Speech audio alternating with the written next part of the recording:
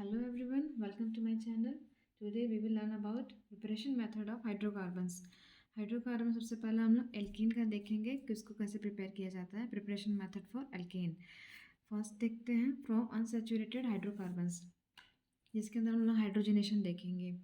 From unsaturated hydrocarbons dehydrogenation gas aids to alkene and alkynes. Alkene मतलब double bond and alkyne मतलब triple bond वाले compound से बनाएंगे. In the presence of finely divided catalysts like platinum, palladium और nickel. मतलब platinum, palladium, nickel के presence में हम लोग एल्कीन या एल्काइन का रिएक्शन कराएंगे, जिसको हम लोग हाइड्रोजनेशन बोलते हैं. हाइड्रोजनेशन कहने का मतलब वहाँ पर हम लोग हाइड्रोजन से भी रिएक्शन कराएंगे, जैसे इथीन का या इथाइन का. सपोज हम लोग एल्कीन भी ले सकते हैं, एल्काइन भी ले सकते हैं. एल्कीन मतलब double bonded compounds and alkyne मतलब ट्रिपल बॉन्डेड कंपाउंड्स. जब हम लोग किसी एल्कीन का कोई एग्जांपल लिए, जैसे एथीन लिए हैं, एथीन का रिएक्शन जब हम H2 से कराते हैं in the presence of platinum, palladium and nickel, तो हम लोग को एल्कीन मिलता है. ये जो डबल बॉन्ड होता है ये दो हाइड्रोजन से रिप्लेस हो जाता है, जिससे हमको सिंगल बॉन्डेड कंपाउंड जिसको एल्केन बोलते हैं एंड इथीन के रिस्पेक्ट में इथेन मिलता है. इस इथेन को हम लोग ऐसे भी लिख सकते हैं CH3 सिंगल बॉन्ड CH3, और इसको C2H6 भी लिख सकते हैं. हम लोग यहाँ पर इथेन लिए. अब नेक्स्ट प्रोपीन लेके देखते हैं. प्रोपीन मतलब 3 कार्बन और 1 डबल बॉन्ड. इसका भी हाइड्रोजनेशन करा रहे हैं. Same catalyst platinum, palladium, nickel. तो इसमें प्रोपीन है तो 3 कार्बन मेंबर वाला ही बनेगा हमारा एल्केन. तो 3 कार्बन वाला एल्किन को बोलेंगे प्रोपीन एंड उसी 3 कार्बन वाले एल्किन को बोलेंगे प्रोपीन. ये था हमारा एल्कीन का. एल्किन से बना के देखिए. अब हम देखते हैं एल्काइन से कैसे बनाएंगे. ये 3 कार्बन वाला कंपाउंड है तो इसका नाम होगा प्रोपाइन. प्रोपाइन से कैसे बनाते हैं. प्रोपाइन का भी हाइड्रोजनेशन करेंगे in the same catalyst platinum, palladium and nickel के साथ. तो इसमें भी 3 कार्बन वाला ही हमको एल्केन मिलेगा प्रोपेन. ये प्रोपाइन से बनाने का था. नेक्स्ट देखते हैं preparation method from alkyl halides. Alkyl halide मतलब RX से कह सकते हैं. और हमारा एल्किल होता है. एल्किल मतलब एल्केन से जब हम एक हाइड्रोजन माइनस करते हैं तो वो एल्किल बनता है. एल्किल उसी हाइड्रोजन की जगह पे यदि कोई हेलोजन आता है तो उसे कहते हैं एल्किल हैलाइड. इसे एल्किल हैलाइड कहते हैं. यहाँ पर एग्जांपल लिए हैं मेथिल क्लोराइड. ये इसका कॉमन नेम है और इसका IUPAC नाम होता है क्लोरोमीथेन. एक क्लोरो है, एक कार्बन है, एक कार्बन के लिए मेथ और एक क्लोरीन के लिए क्लोरो. तो इससे इसका IUPAC नाम होता है क्लोरोमीथेन. जब हम लोग क्लोरोमीथेन का मतलब ये एल्किल हाइड का रिएक्शन करा रहे हैं, रिएक्शन हम लोग हाइड्रोजनेशन के अंडर में पढ़ रहे हैं तो हाइड्रोजन से रिएक्शन कराएंगे. रिडक्शन जिंक के प्रेजेंस में, तो हम लोग ये एल्केन बनता है जिसको हम लोग मीथेन बोल रहे हैं. और साथ ही साथ हम लोग का यहाँ पर से हाइड्रोक्लोरिक एसिड निकल रहा है. देखते हैं एक कार्बन है, ये CH3Cl, 2 हाइड्रोजन है, ऐसे अरेंज हुआ होगा. इनमें से एक हाइड्रोजन जब ये निकला होगा बाहर, एक पे पार्शियल प्लस, एक पे पार्शियल नेगेटिव चार्ज आया होगा. क्लोरीन बॉन्ड के इलेक्ट्रॉन को लेके गया होगा. क्यों? क्योंकि जो क्लोरीन होता है वो इलेक्ट्रोनेगेटिव एटम होता है. इलेक्ट्रोनेगेटिव एटम होता है तो इलेक्ट्रॉन को लेके गया मतलब ये इलेक्ट्रॉन इस पर माइनस चार्ज आया होगा. और हाइड्रोजन 2 है मतलब एक मॉलिक्यूल फॉर्म में ये, तो एक पे पार्शियल पॉजिटिव, एक पे पार्शियल नेगेटिव चार्ज आया होगा. जो पॉजिटिव चार्ज होगा वो क्लोरीन के नेगेटिव चार्ज से इंटरेक्ट कर लेगा, बट जो नेगेटिव चार्ज है वो कार्बन पे डेवलप हुए प्लस चार्ज से इंटरेक्ट करेगा और ये CH4 मतलब एक मीथेन एल्किन बना लेगा. और जो ये HCl है वो हाइड्रोक्लोरिक एसिड बना लेगा.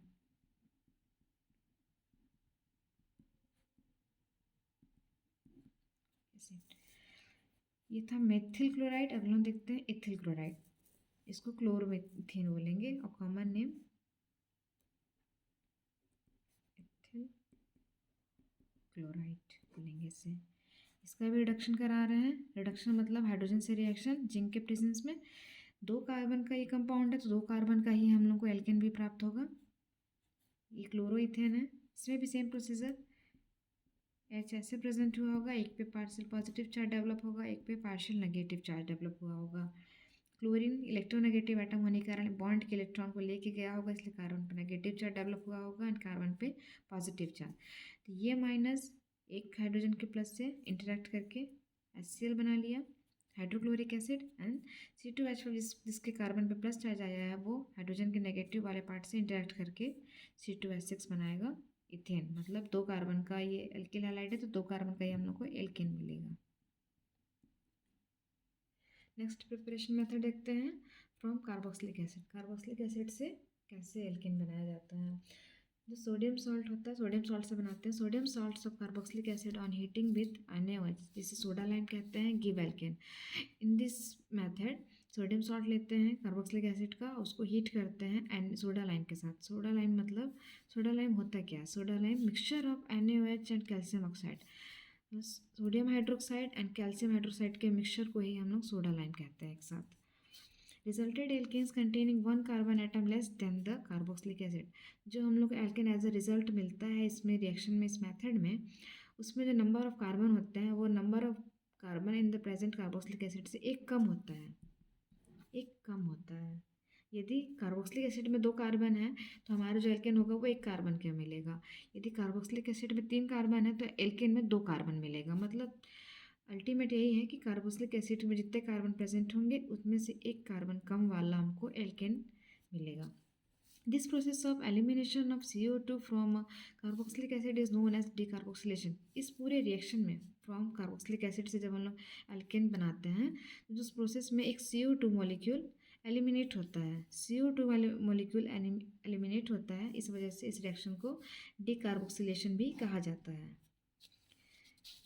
सबसे पहले देखते हैं कोई कार्बोक्सिलिक एसिड, जैसे यहाँ पर हमने बोला सोडियम सॉल्ट लेंगे, sodium salts of carboxylic acid. तो sodium salt of carboxylic acid होता क्या है? सबसे पहले कोई कार्बोक्सिलिक एसिड लेते हैं, सपोज हम लोग एसिटिक एसिड लिए, एसिटिक एसिड, एसिटिक एसिड से हम लोग सोडियम सॉल्ट बना रहे हैं। तो ये जो हाइड्रोजन है जब इसका बॉन्ड ब्रेक होगा, आयोनाइजेशन जब होता है, आयोनाइजेशन, ये इसका आयोनाइजेशन, तो इसमें प्लस माइनस चार्ज होता है।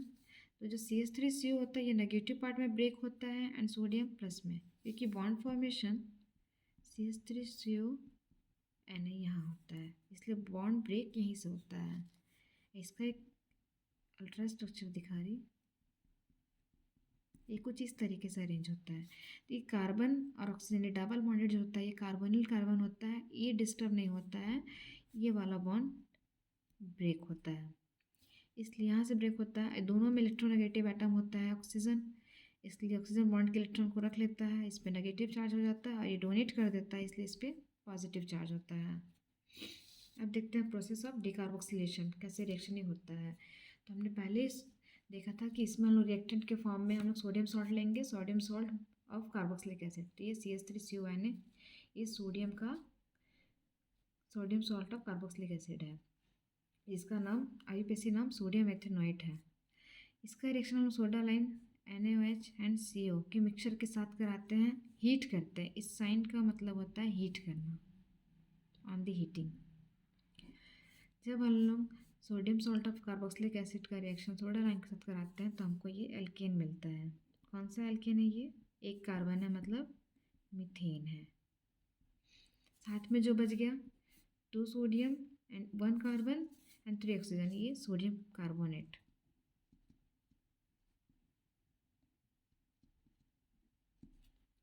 नोट, यहाँ पे एक नोट है, इंपॉर्टेंट थिंग, कार्बोक्सिलिक एसिड का जो सफिक्स होता है वो ओइक एसिड लिखते हैं। यदि जब हम कोई भी कार्बोक्सिलिक एसिड लिखेंगे, जैसे मैंने यहाँ पर एसिटिक एसिड लिखा, ये कॉमन नेम, इसका IUPAC नेम होता है ethanoic acid.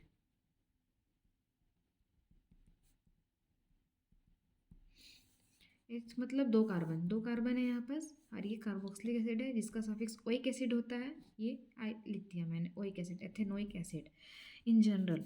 But salt of carboxylic acid का प्रोनाउंसिएशन कैसे करते हैं, उसमें ओएट लगाते हैं। जैसे यहाँ मैंने लिखा sodium salt of carboxylic acid है, इसका IUPAC नाम सोडियम एथेनोइट है, सोडियम लिख दिए, एथ मतलब 2 कार्बन, और ये क्या है, सोडियम सॉल्ट है, तो इसमें ओएट मैंने सफिक्स ऐड किया एज अ सफिक्स।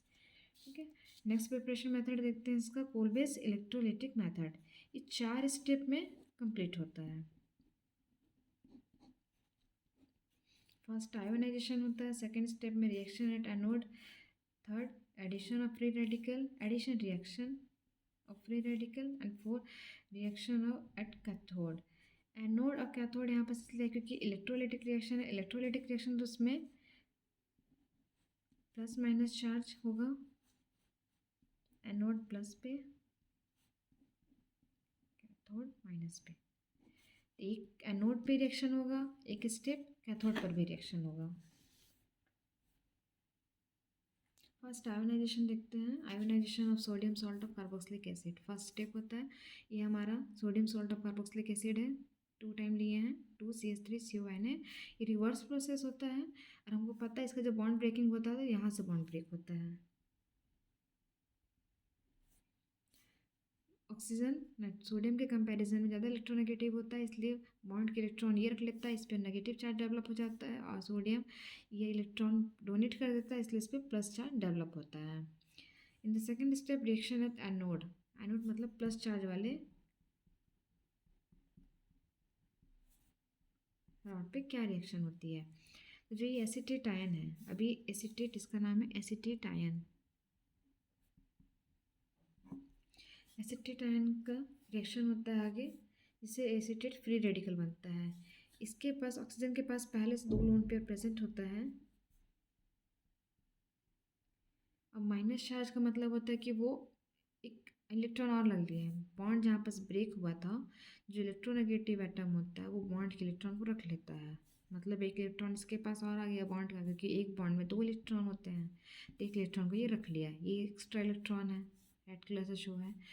उसके बाद 2CH3CO, यहाँ पास एक्स्ट्रा इलेक्ट्रॉन है जिसको बोलते हैं acetate free radical. Free radical मतलब एक्स्ट्रा इलेक्ट्रॉन सराउंडेड रहता है।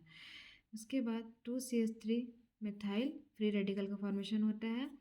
CO2 बाहर निकलता है, रिमूव होता है, एंड 2 मॉलिक्यूल है इसलिए 2 molecule of CO2 carbon dioxide remove होता है। In the third step free radical addition और रिएक्शन। जो फ्री रेडिकल फॉर्म हुआ है 2 अमाउंट है, 2 molecule of methyl, sorry 2 amount है मिथाइल फ्री रेडिकल का। अब इसका एडिशन होता है, मतलब जो रेडिकल्स हैं वो आपस में ऐड हो जाते हैं।